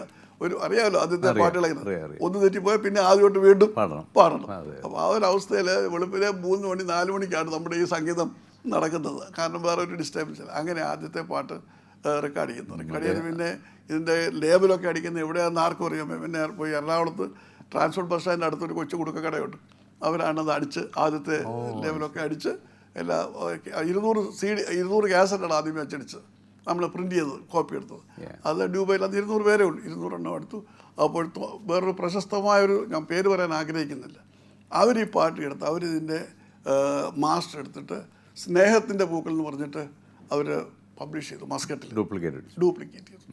അപ്പോൾ അത് എനിക്ക് വല്ല പ്രയാസം തോന്നി. കാരണം നമ്മൾ ചെയ്തൊരു കാര്യം ഇവരെ ചെയ്തപ്പോൾ അത് വല്ലാത്ത കാര്യമായിരുന്നു, നമുക്ക് അറിഞ്ഞുകൂടാ. അപ്പോൾ എന്നോട് കുവൈറ്റിൽ നിന്ന് ഒരാൾ വിളിച്ച് പറഞ്ഞു സ്നേഹത്തിൻ്റെ പൂക്കൾ എന്ന് പറഞ്ഞിട്ട് യേശുവിൻ സന്നിധിയിലെ പാട്ടുകൾ അതിനകത്ത് കിടക്കുന്നു പറഞ്ഞ് കുവൈറ്റിൽ നിന്ന് വിളിച്ച് പറഞ്ഞു. അപ്പോഴാണ് ഞാൻ മനസ്സിലാക്കുന്നത് ഇവർ ഡ്യൂപ്ലിക്കേറ്റ് ചെയ്തു. അപ്പോൾ എനിക്കൊരു വല്ലാത്ത ഷോക്കായി. ഇവരോട് ആ കാലത്ത് ഗൾഫിൽ വളരെ ഈ ഇങ്ങനെയുള്ള കാര്യങ്ങൾ ഒരുപാടുണ്ടായിരുന്നു. മാരാമൺ കമ്മീഷൻ്റെ പാട്ട് മാരാമൺ ഇറങ്ങുന്നതിന് മുമ്പ് യുവമാരെ എത്ര ഭയങ്കരമായിട്ടും അവർ സഭയിലെ വലിയ ആൾക്കാരാണ്, സമൂഹത്തിലെ വലിയ ആൾക്കാരാണ്, പ്രശസ്തരായ ആളുകളാണ്. അവരോട് പിടിക്കാൻ പറ്റിയല്ല. അപ്പോൾ ഞാൻ വിചാരിച്ചു എന്തെങ്കിലും ദൈവം തമ്പുരാൻ ഇനി ഇതിന് മറുപടി തരാതെ ഞാൻ ഒരിക്കലും അടുത്തൊരു പാട്ട് ഇറക്കത്തുമില്ല, എഴുതുന്നുമില്ല. 3 കൊല്ലം 4 കൊല്ലം ഞാൻ കാത്തിരുന്ന് പ്രാർത്ഥിച്ചു. 3 കൊല്ലം കഴിഞ്ഞപ്പോൾ ഇവൻ്റെ മുഴുവൻ പോലീസ് റെയ്ഡ് ചെയ്തു. ഇങ്ങനെ ഡ്യൂപ്ലിക്കേറ്റ് അറിയാമല്ലോ ചരിത്രമൊക്കെ. അങ്ങനെ അവനെ അവിടുന്ന് അടിപറിച്ച് അവിടുന്ന് പറഞ്ഞു. പിന്നെ ഞാൻ അടുത്ത ഗാനസംഭാവന ഇറക്കുന്നത്. അങ്ങനെ വേർഡ് മെലഡി വേർഡെന്ന് ആദ്യമേ IDCF കാസറ്റ്സ് എന്നായിരുന്നു ആദ്യത്തെ കാസറ്റ് ഇറക്കുമ്പോൾ അതിൻ്റെ പേര്. കാരണം കാസറ്റായിട്ട് ഇറക്കി. പിന്നെ വേർഡ് മെലഡി വേൾഡ് എന്ന് പറഞ്ഞാൽ അപ്പോൾ ഈ 3 വർഷം കൊണ്ട് പല പാട്ടുകൾ ഞാൻ എഴുതി. ഒന്നും നമ്മൾ CD ആയിട്ട് പുറത്തു കൊണ്ടൊന്നുമില്ല, പല പാട്ടുകൾ എഴുതി. അപ്പോൾ അതൊരു വലിയൊരു 2-3 CD ഇറക്കത്തക്ക ഒരു സംവിധാനം വന്നു കഴിഞ്ഞപ്പോൾ ഇവനുള്ളതുകൊണ്ട് ഞാൻ ഇറക്കാത്തത്. കാരണം ഞാൻ ഇറക്കി കഴിഞ്ഞാൽ ഇവൻ വീണ്ടും എനിക്ക് ഇവനോട് ഒരു വ്യവഹാരത്തിനോ പ്രശ്നത്തിനോ ഒന്നും പോകാൻ ആഗ്രഹമില്ല. കാരണം നമ്മുടെ കൂടെ ഇന്നും തന്നെ ഇത് ഒറ്റ കൊടുത്തിരിക്കുന്നത് അവിടെ മാസ്റ്റർ കൊണ്ട് കൊടുത്തത്. അതുകൊണ്ട് അതിന് കാത്തിരുന്ന് 3 വർഷം കഴിഞ്ഞപ്പോൾ ദൈവം അത്ഭുതകരമായിട്ട് അവൻ്റെ അറിയാമല്ലോ ചരിത്രം പറിച്ചു കളഞ്ഞു അവനെ അവിടുന്ന്. അപ്പം ഞാൻ പരസ്യമായിട്ട് പറയുന്നത് പറിച്ചു കളഞ്ഞു. അതിൻ്റെ എല്ലാ വേർഡ് മെലഡി വേൾഡ് രജിസ്റ്റർ ചെയ്തു. അതിൻ്റെ പേര് പിന്നെ CDs ഇറക്കാൻ തുടങ്ങി. ഒരു മിനിസ്ട്രിയുടെ ഭാഗമായിട്ട് അല്ലെങ്കിൽ നമ്മുടെ ബ്രദറിൻ്റെ മിനിസ്ട്രിയുടെ ഒരു പ്രധാനപ്പെട്ട ഒരു ഘടകം തന്നെയാണ് മ്യൂസിക്. തീർച്ചയായും. ഇപ്പോൾ എനിക്ക് തോന്നുന്നു പല ഭാഷകളിലായി, എന്നാൽ മലയാളത്തിലാണ് പ്രധാനമായിട്ടും. മലയാളത്തിൽ തന്നെ 380 പാട്ടുകളും 360 പാട്ടുകളും മലയാളത്തിൽ തന്നെ ദൈവം എഴുതാനുള്ള ഇത് ഒരു പ്രചോദനം നൽകി. അതുപോലെ മറ്റു ചില ഭാഷകളിലേക്ക് അത് തെലുങ്കിൽ എഴുതിയിട്ടുണ്ട്. ഇംഗ്ലീഷ് 2 ആൽബം ഉണ്ട്. അതെ, ഈ തെലുങ്കിലൊക്കെ അതിൻ്റെ വിവർത്തനമായിരുന്നു. വേൾഡ് മെലഡി വേൾഡ് അത് ഇപ്പോൾ ടോട്ടൽ എത്ര CDs നമ്മൾ പ്രകാശനം ചെയ്തിട്ടുണ്ട്? 36 CDs പ്രകാശനം ചെയ്തിട്ടുണ്ട്. അതൊരു വലിയ അച്ചീവ്മെൻ്റാണ്. ഇത്രയും പാട്ടുകൾ എപ്പോൾ എഴുതി? എഴുതുന്നത് നമുക്ക് ആത്മാവിഷ്കാരമാണല്ലോ. അതെ, നമ്മുടെ ജീവിതാനുഭവങ്ങളുടെ പിന്നെ അനുഭവത്തിൻ്റെ അഗാധങ്ങളിൽ നിന്ന് ഉരുത്തിരിയുന്ന വരികളാണ്. നമ്മൾ പാട്ട് എഴുതണമെന്ന് വിചാരിച്ചോട്ട് എഴുതുന്നതല്ല. ഇതിൻ്റെ ഇടയ്ക്ക് പല ബ്രേക്കുകൾ വന്നിട്ടുണ്ട്.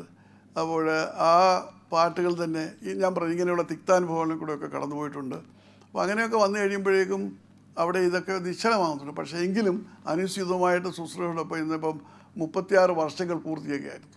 ഈ ഓഗസ്റ്റ് 29-ാം തീയതി ആദ്യത്തെ നമ്മുടെ ഗാനസമാഹാരം പ്രസിദ്ധീകരിച്ച് കഴിഞ്ഞ് 36 വർഷം തികയുകയാണ്. അതെ. 37ാമത്തെ വർഷത്തിലേക്ക് പ്രവേശിക്കുകയാണ്. അപ്പോൾ ഈ 75 വയസ്സ് തികയുന്നതോടൊപ്പം അങ്ങനെ ഒരു വലിയ ചാരിതാർത്ഥ്യം കൂടി തീർച്ചയായും ഹൃദയത്തിലുണ്ട് എന്ന് വിശ്വസിക്കാമല്ലേ? തീർച്ചയായും. അതിൻ്റെ കാരണം ദൈവം നമ്മളെ വിളിച്ച വിളിയിൽ ഒരു പാരാമീറ്റർ ഇല്ല. ഒരു ഉപവാസ പ്രാർത്ഥന ശുശ്രൂഷയിലേക്ക് വിളിക്കുമ്പോൾ ആ ഉപവാസ പ്രാർത്ഥന ശുശ്രൂഷ നിന്നുകൊണ്ട് തന്നെ ദൈവത്തിൻ്റെ പരിശുദ്ധാത്മ പ്രേരിതമായി നാം ഇത് എഴുതുമ്പോൾ നമ്മുടെ ഉപവാസ പ്രാർത്ഥനാ ശുശ്രൂഷകളും മറ്റെല്ലാ ശുശ്രൂഷകളിലും പാടുന്നത് നമ്മുടെ കാര്യങ്ങളാണ്. അതെ, ഒരു വലിയ ഈ പാട്ടുകളൊക്കെ നമ്മുടെ ശുശ്രൂഷകൾക്കും ഒരു അനുഗ്രഹമായി തീർന്നു. അത് വേറെ ആർക്കും ഇല്ല, വേറെ ആർക്കും പാടാൻ പറ്റില്ലല്ലോ. പിന്നെ മറ്റു പലരും ഇത് പാടുന്നുണ്ട്. പക്ഷെ നമ്മളിതിനായിട്ട് അങ്ങനെ ആ രീതിയിലൊരു പ്രൊപ്പഗൻഡായിക്കോ ആ രീതിയിലുള്ള ഒരു പ്രവർത്തനത്തിനോ നമ്മൾ പോയിട്ടില്ല. അവിടെ വരുന്ന ആളുകൾ പഠിക്കുന്നു, പാടുന്നു, അവർ സന്തോഷിക്കുന്നു, അവരുടെ മറ്റുള്ളവർക്ക് നൽകുന്നു. ദുബായിലെന്ന് പറഞ്ഞാൽ ആദ്യത്തെ ഒരു CD കാസറ്റ് 3000 ആദ്യത്തെ റൺ. 3000 CD അവർക്ക് പോയി അവിടെ കൊടുക്കുന്നത്. കാരണം അവരെല്ലാം അനേകരിങ്ങനെ കാത്തിരിക്കുകയാണ് അടുത്ത കാസറ്റ് അപ്പോൾ വരും.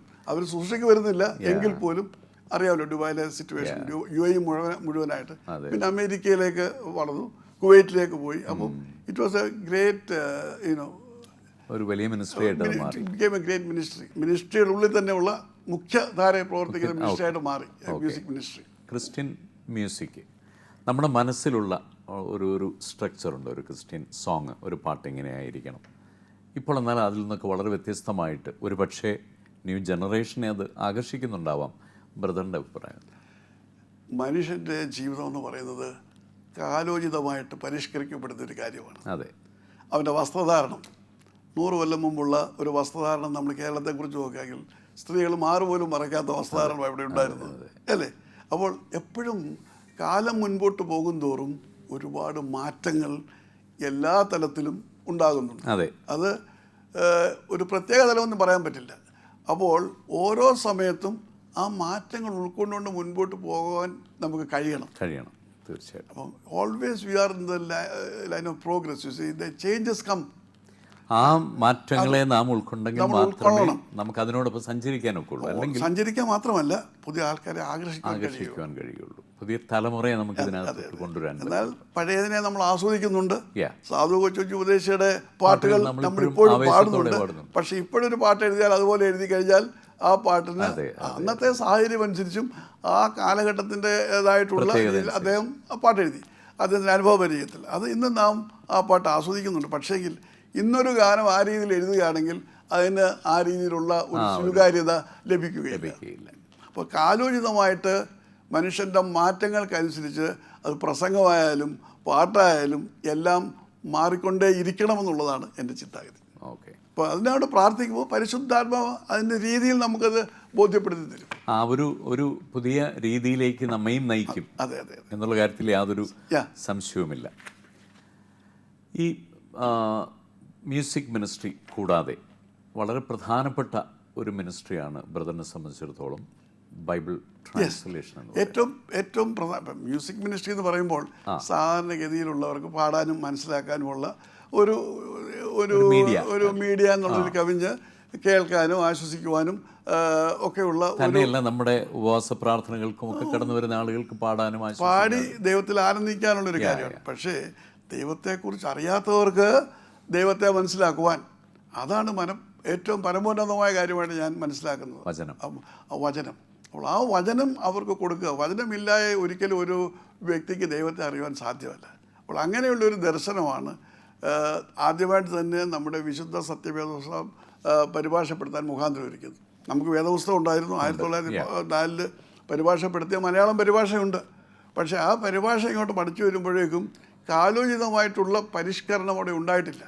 മലയാള ഭാഷ വളരെയധികം, ഞാൻ മലയാളം ഔദ്യോഗികമായിട്ട് പഠിച്ചിട്ടുള്ള വ്യക്തിയല്ല, പക്ഷേ എന്നെ ഹോം സ്കൂളിങ് വീട്ടിൽ നിന്ന് പഠിപ്പിച്ചാൽ ഒരുപാട് മലയാളം വായിക്കും. എൻ്റെ പിതാവ് എന്നെ സഹായിച്ചിട്ടുണ്ട്. മലയാളത്തിലെ എത്തിക്സ് വളരെയധികം പ്രാധാന്യം, പുസ്തകങ്ങളെല്ലാം മലയാളത്തെ വായിപ്പിച്ച് ഇംഗ്ലീഷിനെക്കാട്ടി കൂടുതൽ വിൽപ്പത്തി മലയാളത്തിലേക്ക് അദ്ദേഹം കൊണ്ടുവന്നു. അതെല്ലാം ആ വായനയെ കൂടെ ലഭിച്ച കാര്യമാണ്. അപ്പോൾ അങ്ങനെ പരിശോധിക്കുമ്പോൾ മലയാള ഭാഷയ്ക്ക് ഒരുപാട് പുരോഗതി ഉണ്ടായി, ശൈലി വിന്യാസത്തിലൊക്കെ ഉണ്ടായി. അത് പക്ഷേങ്കിൽ ബൈബിളിൽ അത് ഉൾപ്പെടുത്താൻ കഴിഞ്ഞിട്ടില്ല. ലിപികൾക്ക് മാറ്റം ഉണ്ടായി. ബൈബിളിലെ ലിപികൾ പിന്നെയും പഴയ ലിപികളാണ്. അപ്പോൾ കാലോചിതമായ പരിഷ്കാരം നമ്മുടെ ബൈബിൾ പരിഭാഷയ്ക്ക് ഉണ്ടായിട്ടില്ല. ഏതൊരു ബൈബിൾ പരിഭാഷ 40 കൊല്ലത്തെ മുൻപുള്ള ഒരു പരിഭാഷ അതിനെ പരിഷ്കരിക്കുന്നില്ലെങ്കിൽ വർത്തമാനകാല തലമുറ അതിനെ അംഗീകരിക്കുകയില്ല. തീർച്ചയായിട്ടും. അപ്പോൾ നമ്മുടെ ബൈബിൾ അപ്രകാരം ഒരു അവസ്ഥയിലെത്തി. അപ്പോൾ ഞാൻ മലയാളം പഠിച്ചിട്ടില്ലാത്തത് കൊണ്ട് മലയാളം പരിഭാഷ എനിക്ക് ബൈബിളിലെ മലയാളം ഫെമിലി പ്രസംഗിക്കുമ്പോൾ നമ്മുടെ വാക്യങ്ങളെടുത്ത് പ്രസംഗിക്കുമ്പോൾ അത് മലയാള ഭാഷയിലാകുമ്പോൾ എനിക്ക് അത്രയും വിൽപ്പത്തില്ല. ഞാൻ ഇംഗ്ലീഷിലാണ് പറയുന്നത്. അപ്പോൾ ഞാൻ ആദ്യമേ ഇംഗ്ലീഷിൽ പ്രസംഗം തയ്യാറാക്കി. ആദ്യകാലത്തെ കാര്യമാണ്. അത് മലയാളീകരിച്ചാണ് പ്രസംഗിക്കുന്നത്. അപ്പോൾ ഇംഗ്ലീഷിലെ വാക്യങ്ങൾ പറയുമ്പോൾ മലയാളത്തിൽ വേറൊന്നാ വായിക്കുന്നത്.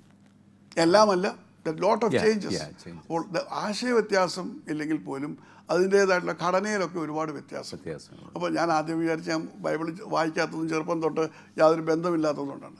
പക്ഷേ ഇത് ആദ്യമേ ആഴ്ചയിൽ ഒരു പ്രസംഗമായിരുന്നു. പിന്നെ 2 ആയി 4 ആയി 6 ആയി 7 ആയി 10 ആയി ഇത് ശുശ്രൂഷ വർദ്ധിച്ചുകൊണ്ടിരുന്നപ്പോൾ അത്രമാത്രം പ്രസംഗങ്ങൾ വന്നപ്പോൾ എല്ലായിടത്തും ഇത് കാണുന്നു. അതെല്ലാം ക്രോഡീകരിച്ച് എഴുതി 14 വർഷം കൊണ്ട് ഈ ബൈബിളിലെ മുഴുവൻ കാര്യം എഴുതി ഞാൻ ബൈബിൾ സൊസൈറ്റിയിൽ പോയി ഇത് കൊടുത്ത് ഞാൻ പറഞ്ഞു ഇതുപോലെയുള്ള മിസ്റ്റേക്സ് ഇത് കാണുന്നുണ്ട്. അതുകൊണ്ട് അടുത്ത എഡിഷൻ വരുമ്പോൾ ഇതുകൂടെ ഉൾപ്പെടുത്തിയാൽ അത് വളരെ നന്നായിരിക്കും. അപ്പോയിൻമെൻ്റ് എടുത്തിട്ടാണ് ഞാനും കുവൈറ്റുള്ള നമ്മുടെ ശുശ്രൂഷകനുമായിട്ട് ഞങ്ങൾ 2 പേരും കൂടെ പോകുന്നത്. അതുകൊണ്ട് അടുത്ത എഡിഷനിൽ ഇവ വരുത്തി ഇത് കാലോചിതമായിട്ടുള്ള മാറ്റങ്ങൾ നമുക്ക് ഉണ്ടാകണം. ഫോണ്ടായാലും ശരി, ശൈലി ആയാലും ശരി, അതിൻ്റെ അവതരണമായ എല്ലാ കാര്യങ്ങളും കാണിച്ചിട്ടുണ്ട്. നിങ്ങളാരാണ്? ഞാൻ സാധാരണക്കാരൻ മാത്രമാണ്. നിങ്ങൾക്ക് എന്താണ് ഇത് പറയാനുള്ള യോഗ്യത? ദൈവകൃപ മാത്രം. ഈ ദൈവകൃപയുണ്ടെന്ന് പറഞ്ഞ് ഒരുപാട് പേര് ഇവിടെ വരും. ഈ ബൈബിൾ സൊസൈറ്റി എന്ന് പറയുന്നത് ഒരു ആഗോള സംഘടനയാണ്. ഈ വരുന്നവരെയൊക്കെ എൻ്റർടൈൻ ചെയ്യാൻ ഞങ്ങൾക്ക് സാധ്യമല്ല. അതുകൊണ്ട് നിങ്ങൾക്ക് ഇങ്ങനെ അഭിപ്രായം ഉണ്ടെങ്കിൽ നിങ്ങളുടെ സഭയിൽ ചെന്ന് പറയണം. അപ്പോൾ സഭയുടെ മേലധ്യക്ഷന്മാർ സിന്നോട് കൂടിയിട്ട് അവരിത് പരിശോധിക്കും. നിങ്ങൾ പരിശോധിച്ചത് സത്യമാണെന്ന് പറഞ്ഞാൽ അത് ശരിയാണെന്ന് മനസ്സിലാക്കില്ല അവർ ഞങ്ങളെ അറിയിക്കും. പിന്നെ ഞങ്ങളത് പരിശോധിക്കും. ഞങ്ങൾ പരിശോധിച്ച് ശരിയാണെങ്കിൽ ഇത് ഉൾക്കൊള്ളും. എന്ന് പറഞ്ഞാൽ ഒരു 10 വർഷത്തെ മിനിമം പരിപാടി നടക്കത്തില്ല. ഞാൻ സന്തോഷം. ഞാൻ സാറി ഫയലൊന്നും വേണ്ട, ഫയലിൻ്റെ ആവശ്യമില്ല. നിങ്ങൾ നിങ്ങളുടെ സഭയുടെ നേതൃത്വത്തിൽ കൊടുത്താൽ മതി. അവർ വേണ്ടതുപോലെ ചെയ്തോളൂ. സന്തോഷം. രാത്രി ബാംഗ്ലൂരിലാണ്. ബാംഗ്ലൂരിൽ അതിൻ്റെ ഇന്ത്യൻ ബൈബിൾ സൊസൈറ്റി സെക്രട്ടറിക്കലാണ് ഞങ്ങൾ സംസാരിക്കുന്നത്. ആ രാത്രി വളരെ ദൈവം പറഞ്ഞിട്ടാണ് ഇങ്ങോട്ടും ദൈവത്തിൻ്റെ ആത്മാവ് പ്രാർത്ഥിച്ച് തന്നെ അനുവദിച്ചിട്ടാണ് ഈ ടിക്കറ്റ് എടുത്ത് ബാംഗ്ലൂർ വരുന്നത് ഇത് കൊടുക്കാനായിട്ട്. വളരെ ഭാരമായി ഇൻസൾട്ട് ചെയ്താണ് വിട്ടത്. ആക്ച്വലി ഞാൻ എന്താ ദൈവമേ ചെയ്യേണ്ടത്? അങ്ങ് പറഞ്ഞിട്ടാണ് ഞാൻ ഇവിടെ വന്നത്. ഇവിടെ വന്ന് 4 മണിക്ക് ഗെറ്റ് ഔട്ട് എന്ന് പറയുന്നതിന് തുല്യമായി പറഞ്ഞതിൻ്റെ എല്ലാം കാര്യം ദൈവത്തിൻ്റെ എന്നോട് നീ മുൻപോട്ട് പോകാം. ഇസ്രായേൽ മക്കളോട് ചെങ്കടലിൻ്റെ തീരത്ത് വെച്ച് ദൈവം മോശയോട് സംസാരിച്ചു. മുൻപോട്ട് നീ എന്നോട് നിലവിളിക്കുന്നത് എന്ത്? നീ മുൻപോട്ട് പോകാൻ പറയുന്നു. നീ മുൻപോട്ട് പോകാൻ. ഞാൻ എങ്ങനെയാണ് മുൻപോട്ട് പോകുന്നത്? ഒരു ബൈബിള് പരിഭാഷപ്പെടുത്താനോ ഇത് അച്ചടിക്കാനോ ഇത്ര ബൃഹത്തായ ഒരു ഗ്രന്ഥം ഏത് രീതിയിലാണ് ചെയ്യേണ്ടത് എനിക്ക് അറിഞ്ഞുകൂടാ. ഞാൻ മുറിയിൽ നിന്ന് വാവിട്ട് കറിഞ്ഞ് എനിക്ക് നീ മുന്നോട്ട് വന്ന് നിവൃത്തിയില്ലാത്തൊരവസ്ഥ. ഞാൻ നിന്നോട് കൂടെയുണ്ട്, നീ ഭയപ്പെടേണ്ട, എൻ്റെ പ്രവർത്തനം ആരംഭിക്കാൻ പറയും. ഞാൻ രാവിലെ ദുബായിൽ വന്നതിന് ശേഷം ആ വെള്ളിയാഴ്ച തന്നെ ദുബായിൽ നമ്മുടെ പ്രവർത്തനം എല്ലാം വിളിച്ചു കൂട്ടി. പറഞ്ഞു ഞാൻ ഇങ്ങനെ ഒരു കാര്യത്തിൽ ഇറങ്ങാൻ പോവുകയാണ്, നമുക്കതിന് വേണ്ടി പ്രാർത്ഥിക്കണം. ഉടൻ തന്നെ 52 ആഴ്ചകൾ നീണ്ടു നിൽക്കുന്ന ഒരു ക്രൂസൈഡ് ഫാസ്റ്റിംഗ്, എല്ലാ വെള്ളിയാഴ്ചയും ഫാസ്റ്റിംഗ് പ്രെയർ. അതാണ് ഇതിൻ്റെ പ്രവർത്തനം ആരംഭിക്കും. നാട്ടിൽ നിന്ന് ഇവിടുന്ന് 3 പേരെ റിക്രൂട്ട് ചെയ്ത് അവിടെ കൊണ്ടുവന്നു ടൈപ്പ് ചെയ്യാനായിട്ട്. കംപ്ലീറ്റ് ടൈപ്പ് ചെയ്ത് കിടന്നു. എന്നിട്ട് അവർക്ക് താമസിക്കാനുള്ള സൗകര്യം ഒരുക്കി അവിടെ വെച്ച് ഒരു ഫുൾ ഫ്ലെഡ്ജ് പ്രവർത്തനം. 25 പേരാണ് എൻ്റെ വീട്ടിൽ താമസിച്ചത്. ദൈവത്തിൻ്റെ അറിവുകൊണ്ട് അറിയാമല്ലോ, ഞാൻ അവിടെ അൽത്തോവാറിൽ വില്ലയിലാണ് ഞാൻ താമസിച്ചുകൊണ്ടിരുന്നത്. വലിയ ഭയങ്കര ഫെസിലിറ്റിയുള്ള വില്ല. അതൊരു പോലീസ് ഓഫീസർ എനിക്ക് തന്നതാണ്. അദ്ദേഹത്തിൻ്റെ ജീവിതത്തിൽ ഒരു വലിയ അത്ഭുതം എൻ്റെ പ്രാർത്ഥന നിമിത്തം ഉണ്ടായത് നിമിത്തം അദ്ദേഹം എനിക്ക് നമുക്കൊന്നും അവിടെ എത്തി വെക്കാൻ പറ്റത്തില്ല. അറിയാമല്ലോ ആ സ്ഥലം എന്ന് പറഞ്ഞാൽ അത്രയ്ക്ക് വില്ലാസിൻ്റെ പലത്. അത് തന്നെ മലയാളികൾക്ക് എന്നോട് വിരോധം തോന്നാൻ മറ്റൊരു കാര്യമാണ്. അപ്പോൾ അവിടെ തന്നെ ഈ 25 പേരെ വെച്ചുകൊണ്ടാണ് ഇതിൻ്റെ പരിഭാഷ നടക്കുന്നത്. അങ്ങനെയാണ് ആദ്യമായിട്ട് നമ്മുടെ ബൈബിൾ പ്രസിദ്ധീകരിക്കാൻ കൊണ്ട് മുഖാന്തരം വിശുദ്ധ സത്യവേദ പുസ്തകം. അതൊന്നും അവിടെ ഒന്നും അറിയിച്ചിട്ടില്ല, നാട്ടിലറിയത്തില്ല. അത് പ്രിൻ്റ് ചെയ്ത് പോലും ഡൽഹിയിലാണ് ശ്രീകൃഷ്ണ പ്രിൻറ്റേഴ്സ്. കാരണം നാട്ടിലറിഞ്ഞതെല്ലാം പുറത്താകും. അത് പ്രസിദ്ധീകരിച്ച് കഴിഞ്ഞ ശേഷം പ്രകാശനം ചെയ്തെന്ന് മലയാള മനോരമ വായിക്കുമ്പോഴാണ് നമ്മുടെ നാട്ടിലെ എല്ലാ സുപ്രധാന സഭകളും എല്ലാവരും അറിയുന്നത്. ഇതിൻ്റെ ട്രാൻസ്ലേഷനിൽ ഞാൻ ശ്രദ്ധിച്ചിട്ടുള്ളൊരു കാര്യം, ബ്രദർ എനിക്കൊരു കോപ്പി തന്നിരുന്നു. പഴയ അല്ലെങ്കിൽ ബൈബിളിൽ പല പോർഷൻസ് ആളുകൾക്ക് മനസ്സിലാക്കാൻ പ്രയാസമുള്ള ചില പ്രയോഗങ്ങളും ഒക്കെ ഉണ്ട്. അതിനെയൊക്കെ ഒന്ന് പരിഷ്കരിക്കാനായിട്ട് ബ്രദറിന് സാധിച്ചിട്ടുണ്ട്. വളരെ സിംപ്ലിഫൈ ചെയ്ത് ആളുകളുടെ ഹൃദയത്തിലേക്കൊന്ന് പതിയത്തക്ക നിലയിൽ അതിനെ ആക്കി തീർക്കാനായിട്ട് സാധിച്ചിട്ടുണ്ടെന്നാണ് എൻ്റെ വിശ്വാസം. ഇതൊരു ആധുനിക മലയാള പരിഭാഷയാണ്. മലയാളത്തിന് ഒരു നൂറ്റാണ്ടുണ്ടായ പുരോഗതിയും അതിനുണ്ടായിരുന്ന ശൈലീ വിന്യാസങ്ങളും ഒക്കെ മാറ്റി ഏറ്റവും ലളിതമായ രീതിയിൽ. എൻ്റെ ലക്ഷ്യം എന്ന് പറഞ്ഞാൽ ഒരു 4ാം ക്ലാസ്സുകാരനും അവൻ ഈ ബൈബിൾ വായിച്ചാൽ മനസ്സിലാക്കണം. മനസ്സിലാവണം. അതായത് പത്രഭാഷ, നമ്മുടെ ഒരു പ്രയോഗം, നമ്മൾ ഇതിനെക്കുറിച്ച് ഗവേഷണം നടത്തുമ്പോൾ മനസ്സിലാക്കിയ കാര്യം, കേരളം ഭാരതത്തിലെ ഏറ്റവും കൂടുതൽ സാക്ഷരതയുള്ള സംസ്ഥാനമാണ്. 100%. ഈ 100% ആൾക്കാരുടെ സാക്ഷരത എന്ന് പറയുമ്പോൾ അവർക്ക് പത്രം വായിക്കാൻ കഴിയും. 4ാം ക്ലാസ്സുകാരൻ പഠിച്ചാൽ അവന് പത്രം വായിക്കും. ഏത് പാവപ്പെട്ട വീട്ടിലും പത്രമുണ്ട്. അപ്പോൾ നമ്മളൊരു ബൈബിൾ പ്രസിദ്ധീകരിക്കുമ്പോൾ അത് ആ ഭാഷ പത്രഭാഷയാണ്, സിമ്പിൾ ആസ് പോസിബിൾ. പത്രഭാഷയാണല്ലോ ഏറ്റവും സിമ്പിൾ ലാംഗ്വേജ്. അപ്പോൾ ആ ഭാഷ ആക്കുവാൻ തക്കവണ്ണമാണ് ആധുനിക പരിഭാഷ മുഖാന്തരം ഇരിക്കുന്നത്. മാത്രമല്ല ഇതിവരെ മനസ്സിലാക്കുവാൻ തക്കവണ്ണം ഒരുപാട് സവിശേഷതകൾ അതിലുൾപ്പെടുത്തി പല. അതായത് ഈ ഒറ്റ നോട്ടത്തിൽ ആരോടും ചോദിക്കേണ്ട കാര്യമില്ല. ജസ്റ്റ് അവിടെ വെച്ച് തന്നെ ഇത് പഠിക്കാൻ ഒരു സെമിനാരി പോലെ ഏത് വിഷയം, ഏത് സംശയം. ഏറ്റവും വലിയ ഒരു കാര്യം എന്ന് പറഞ്ഞാൽ ബൈബിളിലെ ഏത് വിഷയവും ഒറ്റ നോട്ടത്തിൽ കണ്ടുപിടിക്കാം. ഉപശീർഷക സൂചിക 1189 അധ്യായങ്ങളെ 2000 വീണ്ടും വിഭജിച്ചു. അതിനെല്ലാം ഉപശീർഷകങ്ങൾ കൊടുത്തു. അപ്പോൾ ബിനോയ്ക്ക് യോസഫിനെ കുറിച്ച് അറിയണം. അപ്പോൾ യോസഫിനെ കുറിച്ച് അറിഞ്ഞാൽ യോസഫ്മാർ പുതിയ നിയമത്തിലുണ്ട്, പഴയ നിയമത്തിലുണ്ട്. ഏത് യോസഫാന്ന് ഇവിടെ പറയാൻ നോക്കുന്നത്. പക്ഷേ അതൊരു ഉപശീർഷക സൂചിക നോക്കുമ്പോൾ പഴയ നിയമത്തിലെ യോസഫിനെ കുറിച്ച് അറിയാം, പുതിയ നിയമത്തിലെ യോസഫ്. ഇന്ന page 1 second you can find out. അതാണ് എൻ്റെ ഏറ്റവും വലിയ ബ്ലെസ്സിങ്. ഭാരതത്തിൽ ഇങ്ങനെ ഒരു ബൈബിളില്ല, ഒരു ഭാഷകളിലും ഇല്ല ഭാരതത്തിൽ. അപ്പോൾ ഈ അങ്ങനെയുള്ള സവിശേഷതകൾ 20 സവിശേഷതകളുള്ള ബൈബിളാണ്. 14 വർഷം എടുത്തു. 14 വർഷം എടുത്ത് അതിനെ പൂർണ്ണമാക്കുവാൻ. അപ്പോൾ അങ്ങനെ എടുത്ത് അത് ഇന്ന് ലോകവ്യാപകമായി മലയാളികൾ എല്ലായിടത്തും ആയിട്ടില്ല എങ്കിൽ പോലും എവരിവൺ, ന്യൂയോർക്ക്, അമേരിക്കയിലും എല്ലാ രാജ്യത്തും എല്ലായിടത്തും ഉണ്ട്. വിശുദ്ധ കം ടു അങ്ങനെ. പക്ഷെ അത് നിമിത്തം ഞാൻ കൊടുക്കേണ്ട വന്ന വില വളരെ വലുതായിരുന്നു. അത് എനിക്കറിയാം. ഒരു ആദ്യം എത്ര ബൈബിൾ പ്രിന്റ് ചെയ്തു? 40,000 ബൈബിൾ പ്രിന്റ് ചെയ്തു. ഫസ്റ്റ് പ്രിന്റ് 40,000 അടിച്ചു. അത് ഡൽഹിയിൽ അടിച്ചത്. അത് 3 ടൈപ്പ് ഓഫ് എഡിഷൻസ് ആയിരുന്നു. വെൽവെറ്റ് ബൈബിൾ മുതൽ സാധാരണക്കാരൻ്റെ ബൈബിൾ 40,000 ഫസ്റ്റ് റൺ. പിന്നെ വീണ്ടും 15 എഡിഷൻ ഇപ്പോൾ പൂർത്തിയാക്കി. 16ാമത്തെ എഡിഷനായി പോകുന്നത്. പിന്നെ അത് കഴിഞ്ഞ ശേഷം നമ്മൾ ആരാധനാ ബൈബിൾ ഇറക്കി. എന്ന് പറഞ്ഞാൽ ബൈബിളിനോടൊപ്പം 150 ആത്മീയ ഗീതങ്ങൾ ഉൾപ്പെടുന്ന എല്ലാ ആത്മീയ ഗീതങ്ങളും ഒരാൾക്ക് പ്രസംഗിക്കണമെങ്കിൽ പോക്കറ്റ് ഇട്ടുകൊണ്ട് പോകാൻ തക്കുന്ന സൈസ്. പിന്നെ പോക്കറ്റ് ബൈബിൾ ഇറക്കി. അങ്ങനെയുള്ള പല രീതികളിലുള്ള എഡിഷൻസ്. പിന്നെ വെഡിങ് ബൈബിൾ. അങ്ങനെ അതുപോലെ തന്നെ ഗോത്ര ഭാഷകളിൽ, ലിപി ഇല്ലാത്ത ഭാഷകളിലുമൊക്കെ ഡെവലപ്പ് ചെയ്തു. അതിൻ്റെ കാരണം എന്ന് പറയുമ്പോൾ നമ്മൾ ഒരിക്കലും അങ്ങനെ ഒരു കാര്യം പ്രതീക്ഷിച്ചല്ല. ഈ ബൈബിൾ പ്രസിദ്ധീകരണത്തോടാണല്ലോ എനിക്ക് ദുബായിൽ നിന്ന് അവർ എന്നെ നാട് കടത്തി. നമ്മുടെ ആൾക്കാർ അവിടെ മിനിസ്ട്രി ചെന്ന് പറഞ്ഞു ഇതുപോലെ ഇതിനകത്തിൽ ആൻറ്റി ഇസ്ലാമിക് കാര്യങ്ങളൊക്കെ ഉണ്ടെന്ന് പറഞ്ഞ് അവർ വിളിച്ചു ചോദിച്ചു. ഞാൻ പറഞ്ഞു ശരി, നിങ്ങൾക്ക് ഇഷ്ടമല്ലെങ്കിൽ send me back, that's it. ഞങ്ങൾ നല്ല ഇവർക്ക് രേഖാമൂലമുള്ള ഒരു കാര്യം ആവശ്യമില്ല. ഒരാൾ പറഞ്ഞാൽ അവർ സ്വീകരിക്കും. അതാണ് അവരുടെ മതനിയമം. അപ്പോൾ 2 പേര് വന്ന് സാക്ഷ്യം പറഞ്ഞു, ഇതിനകത്ത് തെറ്റുണ്ട്, ഇതും ഇസ്ലാമിക്കെതിരായിട്ട് ഇതിനകത്ത് എഴുതി വെച്ചിട്ടുണ്ട്. ശരി, 24 hours ഞാൻ ജോലി നഷ്ടപ്പെട്ടു, എൻ്റെ വൈഫിൻ്റെ എൻ്റെ ജോലി നഷ്ടപ്പെട്ട് പോകണമെന്ന് പറഞ്ഞു. We came back. ഞാനിത് എക്സ്പെക്ട് ചെയ്തതാണ്. നഷ്ടപ്പെട്ടു. I am not bothered about it. വന്നു കഴിഞ്ഞ് വീണ്ടും നഷ്ടപ്പെട്ടില്ലേ, വീണ്ടും 9 മാസം കൊണ്ട് പുതിയ നിയമം, 1 വർഷം കൊണ്ട് കംപ്ലീറ്റ് ബൈബിൾ പൂർത്തിയാക്കി കഴിഞ്ഞ് കഴിഞ്ഞപ്പോൾ ഇവിടുത്തെ ബുക്ക് ഷോപ്സിലൊക്കെ നമ്മുടെ സഭാ മേലധികാരികൾ കൊടുത്തു, ഈ ബൈബിൾ വെച്ചേക്കരുത്, അവിടെ വെക്കാൻ നമ്മൾ അംഗീകരിച്ചിട്ടില്ലാത്തൊക്കെ രഹസ്യമായിട്ട് അവരോട് പറയും.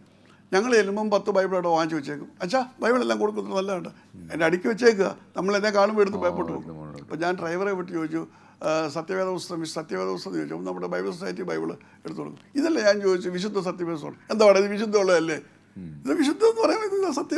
അപ്പോൾ ഇങ്ങനെ ചുറ്റിയപ്പോൾ എനിക്ക് മനസ്സിലായി ഒരിക്കലും ഈ ബൈബിൾ വിളിച്ചാൽ കാണാൻ പറ്റില്ല. അങ്ങനെയാണ് തിരുവല്ല ആദ്യമായിട്ട് ബൈബിൾ ടവർ തുടങ്ങുന്നത്. തന്നെയല്ല, നമ്മുടെ ഹെഡ് ക്വാർട്ടേഴ്സ് എന്ന് മാത്രമുള്ള ഒരു ഗ്രാമത്തിൻ്റെ അകത്താണ്. അവിടെ പോയി ആരെയും ബൈബിൾ വാങ്ങുന്നത്. അങ്ങനെയാണ് ബൈബിൾ ടവർ തിരുവല്ല ആരംഭിക്കുന്നത്.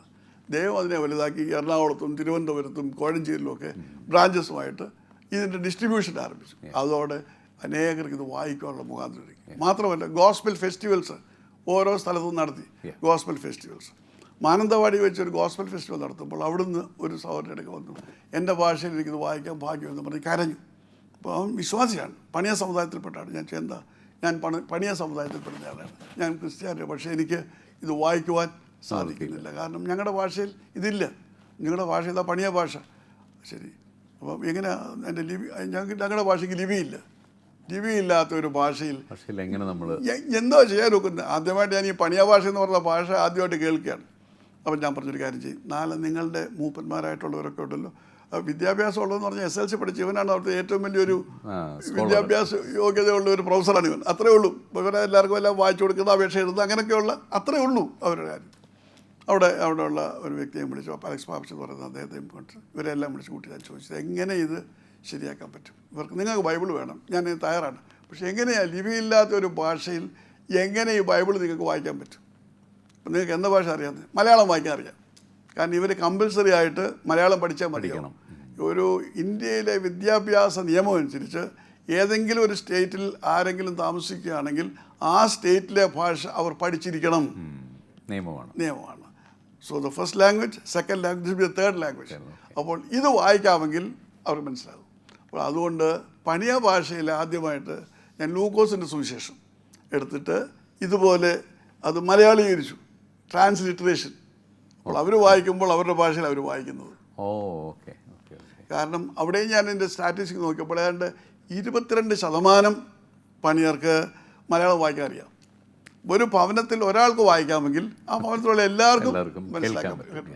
അങ്ങനെയാണ് ആദ്യമായിട്ട് ലൂക്കോസിൻ്റെ സുവിശേഷം, ദൈവം പഞ്ചായത്തിൻ്റെ കഥ എന്നാണ് അതിൻ്റെ പേര്. ബൈബിളായിട്ടല്ല, ബൈബിളാക്കിയ പിന്നെ അതും പ്രശ്നം. അതുകൊണ്ട് ദൈവം പഞ്ചായത്തിൻ്റെ കഥ എന്ന് പറഞ്ഞാൽ ദൈവം മനുഷ്യനായ കഥ എന്നാണ്, പുതിയ ന്യായം, പുതിയ നിയമം എന്ന് പറഞ്ഞാൽ അതാണ് നമ്മൾ ആദ്യമേ കൊടുക്കുന്നത്. അപ്പോൾ ആരും ഇത് കഥാപുസ്തകമാണ്, ആർക്കും സ്റ്റോപ്പ് ചെയ്യാൻ പറ്റും. അത് അവിടെ ലൂക്കോസിന് സുവിശേഷം അവിടെ കത്തിപ്പടുത്തു. ഇവർക്കൊരു പുതിയ അനുഭവമായിരുന്നു. പിന്നെ അവർക്ക് പുതിയ നിയമം കൊടുത്തു കംപ്ലീറ്റ് ആയിട്ട്. അപ്പോൾ അടുത്ത ഗോത്രം വന്നു, ജന്നു കുറുബ ഗോത്രം. അവരും വന്ന് കരഞ്ഞോട്ട് ഞങ്ങൾക്കും ബൈബിളിൽ, ഞങ്ങൾക്കും വേണം. വിശ്വാസികളെന്ന് പറഞ്ഞാൽ 12,000 പേരേ ഉള്ളൂ. ഒരു ഗോത്രത്തിൻ്റെ 1.5 ലക്ഷം 2 ലക്ഷം പേരില്ല, അതിൽ കൂടുതൽ ആളുകൾക്കാരില്ല. അപ്പോൾ അങ്ങനെ ഗോത്രങ്ങൾ അടുത്തടുത്ത് ഭാരതത്തിൽ 200 ഗോത്രങ്ങളുണ്ട്. അങ്ങനെ തമിഴ്നാട്, അതിനപ്പുറം കർണാടക, അങ്ങ് പോയി ഓരോരുത്തർക്കും ഇത് അറിഞ്ഞറിഞ്ഞ് ഈ ഗോത്രങ്ങൾ തമ്മിലൊക്കെ ബന്ധമുണ്ട്. നമുക്ക് പക്ഷേ ഈ ഗോത്രത്തിനടുത്ത് ഈ വിശ്വാസികൾ വന്ന് പറഞ്ഞനുസരിച്ച് ഇപ്പം ദൈവത്തിൻ്റെ വലിയ കാരണമുണ്ട് 22 ഗോത്രങ്ങൾക്ക് നമ്മൾ ഈ പരിഭാഷ കൊടുത്തിട്ടുണ്ട്. 22 ജനതകളാണെന്ന് ഓർത്തുകൊള്ളണം. ദൈവത്തിൻ്റെ വലിയ കൃപയാൽ ഈ രജത ജൂബിലി വർഷം എന്ന് പറയുമ്പോൾ ആദ്യമായിട്ട് വിശുദ്ധ സത്യവേദപുസ്തകം പ്രസിദ്ധീകരിച്ചതിൻ്റെ രജത ജൂബിലി വർഷത്തിൽ ആ രജത ജൂബിലി നമ്മൾ ആഘോഷിക്കുമ്പോൾ 25 ഭാഷകളിൽ നമ്മുടെ ബൈബിൾ കൊടുക്കുന്നുണ്ട്.